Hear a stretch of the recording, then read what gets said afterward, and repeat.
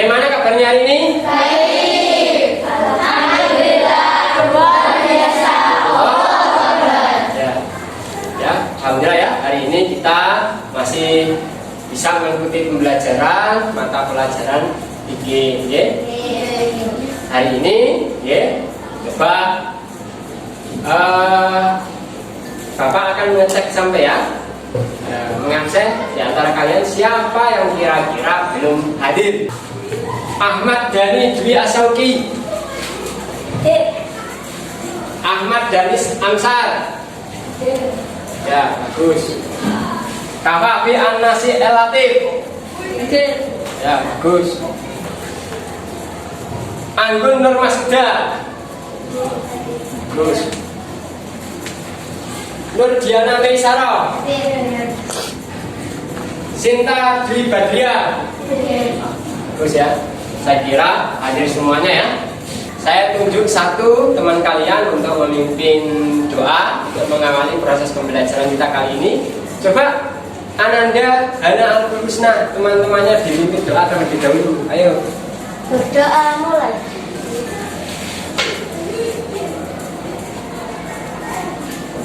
Amin. Amin.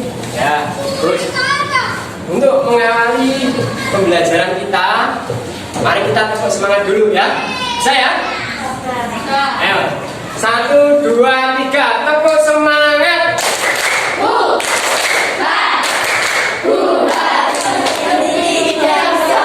Ya, satu kali lagi, tepuk semangat.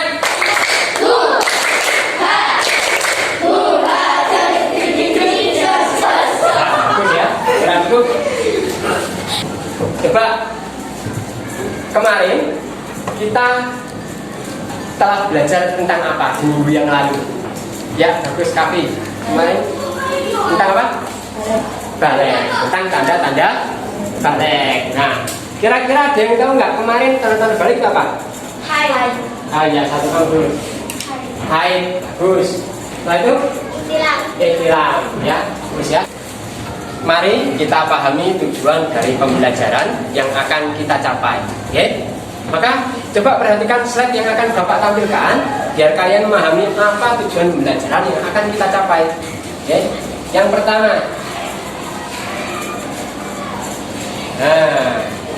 tujuan pembelajaran kita yaitu yang pertama melalui kegiatan mengamati, bertanya, berdiskusi dan mengikuti proses pembelajaran. Peserta didik dapat menjelaskan pengertian dan waktu terjadinya haid dengan baik dan benar. Yang kedua, melalui kegiatan mengamati, bertanya, berdiskusi, dan mengikuti proses pembelajaran, peserta didik dapat menjelaskan pengertian dan waktu terjadinya iktiram dengan baik dan benar.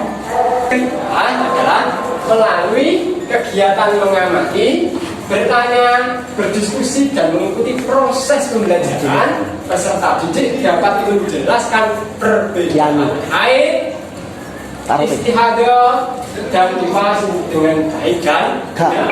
Itu adalah tujuan pembelajaran yang akan kita capai. Sekarang kamu amati peta konsep berikut. Nah, secara garis besar pembelajaran kita kali ini yaitu bertemakan tanda-tanda balik. Subtema pembahasan kita adalah tentang waktu terjadinya haid dan ihtilam. Nah, peta konsepnya yaitu membahas tentang haid, pengertian dan waktu terjadinya haid, perbedaan haid, istihadah dan nifas, serta ihtilam, pengertian dan waktu terjadinya iktilam itu secara garis besar. Oke. Nah, pada slide selanjutnya coba kalian amati gambar-gambar berikut. Coba Atiko, gambar yang pertama itu gambar tentang apa? Mimpi besar. Tentang mimpi besar. Bagus. Coba Liana, gambar yang kedua itu gambar tentang apa? Nyeri haid. Tentang Nyeri haid. nyeri haid. Bagus. Coba Pakai gambar yang ketiga itu gambar tentang apa? Haid. Tentang Haid. haid, ya. Gambar tentang haid. Nah, kalian amati video berikut.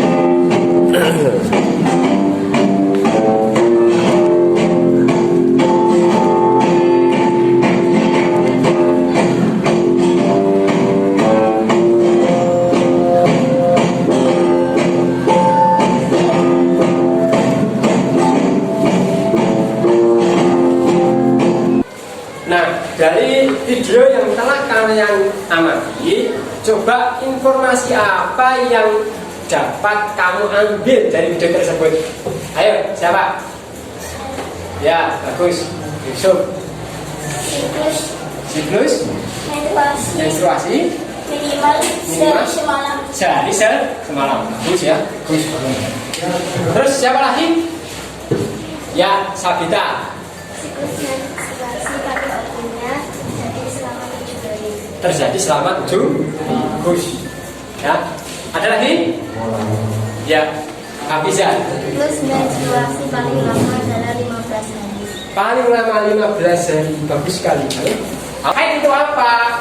Haid adalah secara bahasa artinya aliran atau sesuatu yang mengalir. Sedangkan secara istilah, haid adalah darah yang keluar dari rahim seorang wanita pada waktu tertentu yang bukan karena disebabkan oleh suatu penyakit atau karena melahirkan.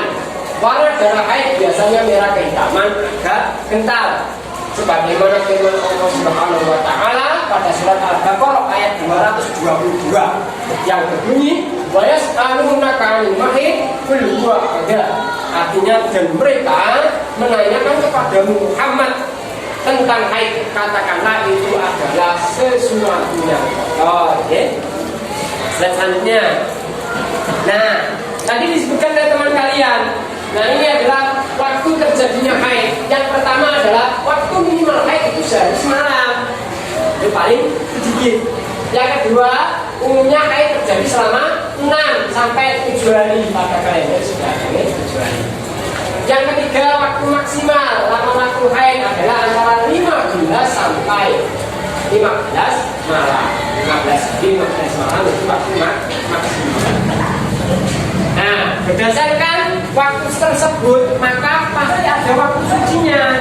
Nah, waktu suci haid itu adalah minimal suci antara 2 haid adalah 15 hari, 15 malam. Contohnya begini, si A mengalami haid hari pertama, hari kedua, hari ketiga. Setelah itu pada hari keempat sudah tidak keluar darah haid, hari kelima tidak keluar, maka pada hari keenam keluar kembali. Nah, itu masih disebut darah haid. Dan sampai lanjut pada hari ke-15 baru tidak keluar haid, maka minimal batas sucinya adalah pada hari ke-15, bukan hari ke-7, karena haidnya 2 kali. Paham ya? Pada slide selanjutnya, ini adalah pengertian dan waktu terjadinya istihadah. Apa itu istihadah? Istihadah adalah darah yang keluar dari kemaluan wanita di luar kebiasaan haidnya atau di luar waktu haid, serta bukan disebabkan karena melahirkan. Jadi darah istihadah itu keluar jika haidnya itu melebihi 15 hari, berarti itu sudah termasuk darah istihadah gitu. Nah, waktu terjadinya istihadah yang pertama adalah darah keluar dalam waktu kurang dari 24 jam.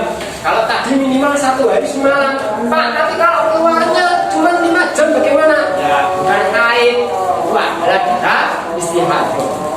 Yang kedua, darah keluar dalam waktu lebih dari 15 hari, 15 malam. Dia ada teman kamu yang menyebutkan 15 hari waktu maksimal. Nah, kalau dari 15 bagaimana? Ya, tidak disebut darah haid, tapi darah istihadah. Yang ketiga, darah keluar sebelum 15 hari dari masa suci haid sebelumnya, ya, seperti itu. Nah, sekarang adalah mimpi basah.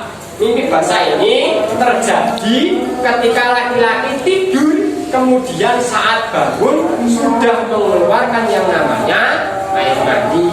Jadi anak laki-laki jika sudah mimpi basah, maka ia sudah dihukumi balik atau sudah dewasa dan bisa ditaklif, yaitu dikenai beban akan kewajiban dalam agama Islam.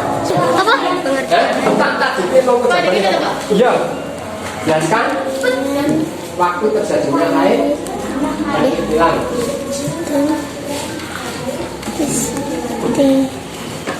Mana?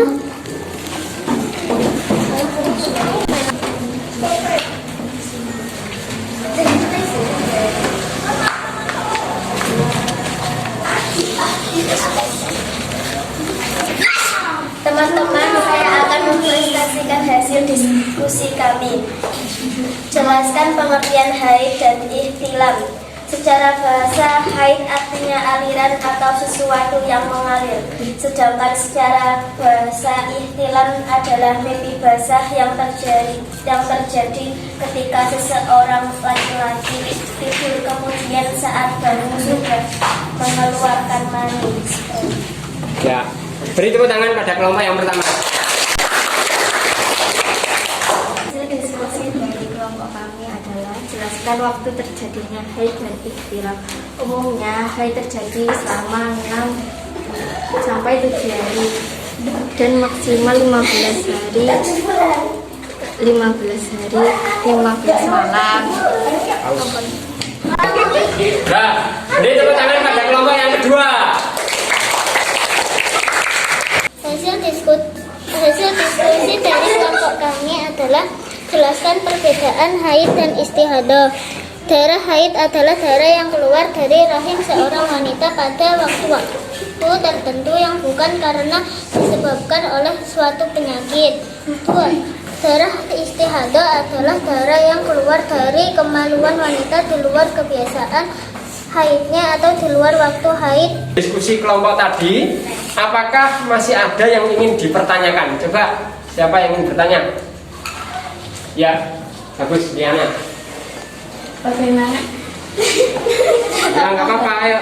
Bagaimana hukumnya darah yang keluar hanya selama setetes dan sudah berhenti keluar? Apakah boleh melaksanakan sholat? Ya, ada pertanyaan dari teman kamu. Bagaimana hukumnya darah yang keluar hanya setetes dan berhenti keluar, tidak keluar lagi?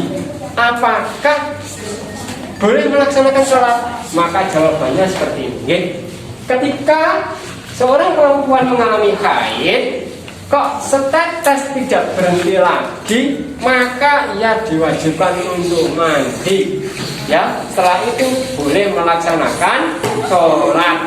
Karena ketentuan darah haid itu adalah sehari semalam. Adapun kurang dari sehari semalam itu disebut dengan darah istihadah. Begitu ya. Coba kita tepuk semangat. Tepuk semangat.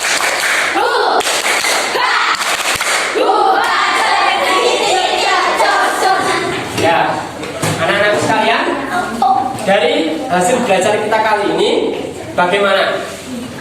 Berkesan atau tidak? Berkesan. Coba jempolnya. Ya, bagus. Beri tepuk tangan buat kita semuanya.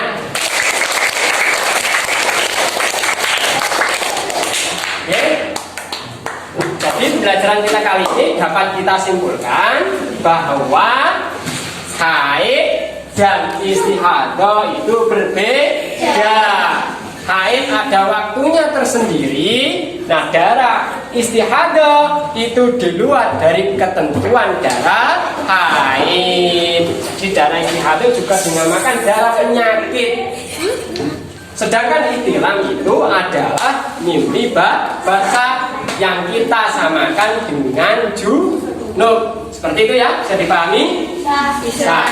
Oke, saya kira cukup anak-anakku sekalian. Ya, tetap jaga kondisi kesehatan, tetap pakai masker, jaga jarak supaya kita terhindar dari virus.